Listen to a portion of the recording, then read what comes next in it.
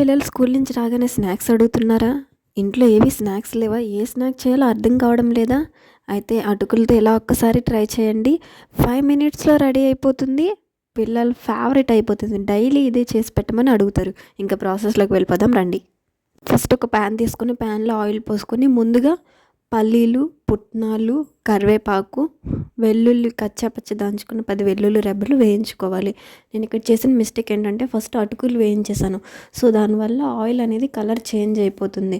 So మీరు ఆ mistake చేయొద్దు. ఫస్ట్ ఇవన్నీ వేయించుకొని లాస్ట్లో అటుకులు అనేది వేయించుకోండి. తర్వాత ఇవన్నీ ఒక మిక్సింగ్ బౌల్లోకి తీసుకొని అందులో కొంచెం తగినంత ఉప్పు, కారం వేసుకొని మొత్తం కూడా మిక్స్ చేసుకోవాలి. మనం ఎంత బాగా మిక్స్ చేసుకుంటే మిక్చర్ అనేది అంత టేస్టీగా వస్తుంది. ఇంక ఏం మసాలాలు యాడ్ చేయాల్సిన అవసరం లేదు ఇందులోకి. మనం ఎంత బాగా మిక్స్ చేసుకుంటే అంత పర్ఫెక్ట్గా వస్తుంది ఈ మిక్చర్ అనేది. చూసారా ఇక్కడ సూపర్గా వచ్చింది. మీరు కూడా ట్రై చేసేయండి. రెసిపీ ఎలా వచ్చిందో కామెంట్ చేసేయండి.